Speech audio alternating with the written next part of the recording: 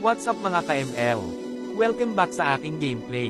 Ngayon ay susubukan natin na sumali sa 5-man. At para na din magpabuhat tayo. At sa wakas ay nakasali tayo sa mga malalakas na nilalang.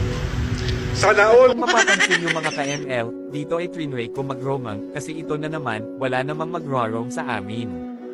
Hay nako, ang pamilya talaga natin, laging nag-aagawan ng core at X-lane. Kaya ako na lang ang nagboluntaryo na maging the roamer. Abangan ninyo kung paano ako magiging support/bodyguard/mga iba pa. At ngayon nga ay nag-umpisa na ang banning at picking ng mga heroes. At sakto naman, na-turno ko na mag-ban.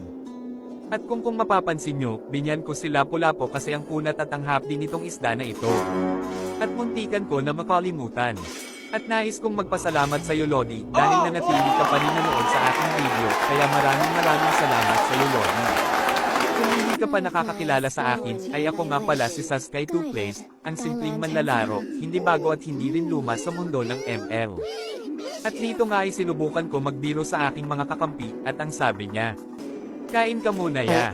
At ngayon ay sinabi ko na sa kanila na nakalave ako at huwag magmura. At ang sagot ng isa sa mga kakampi ay, "Fake yan." At ito na nga ang isang patunay na kabaliktaran sa sinasabi niya. At dito, ay Angela pala ang napili natin. Kung makikita nyo mga ka-ML, ay naka-trial card lang tayo, kasi mahirap lang tayo mga ka-ML, kaya wala pa tayong pambili ng skin. At sa wakas ay nakapili na kaming lahat ng mga heroes. At ngayon nga ay nag-umpisa na ang laban. Dito ay tinulungan ko agad ang core upang mapabilis ang pagtaas ng kanyang level, at sabay punta sa mid. Kung makikita nyo, grabe talaga ang ka-aggressive ng mga kalaban. Kaya hindi ko muna iniwan ang mage namin, para hindi madihado. At dito ay agad tayong pumunta sa gold lane upang tulungan ang manem namin. At sa hindi inaasahan ay nakasalubong natin ang isa sa mga kalaban, at hindi naman tayong nag-atubiling pitasin ito, at ayun nga ay nadali rin natin. Habang ako ay nagde-defense sa turret ay nakita ko na nangangailangan ng tulong ang aming core kaya dali-dali tayong pumunta upang saklolohan. At dito ay pinatungan natin si XP para pandagdag support sa kanya at nadali rin namin ang kalaban. At ito pang isang. Umuwi muna ako dito mga Lodi para mag-regainin ng heal at mana. At kung makikita nyo ay left isa sa amin. At dito ay pinatungan ko na naman ang XP namin. Grabe ang kanyang tapang umabot sa turret, pinasok-pasok na lang sa turret ang mga kalaban, buti na lang nandito Angela.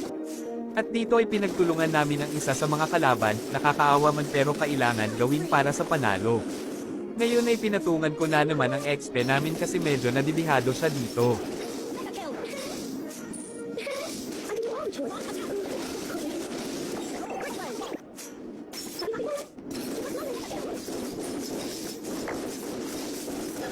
At dito ay nakita ko na may planong pagtulungan ang core namin kaya pinatungan ko na agad. Kaya na napitis sila, at pinatungan ko na naman si XP dito para pandagdag damage at support.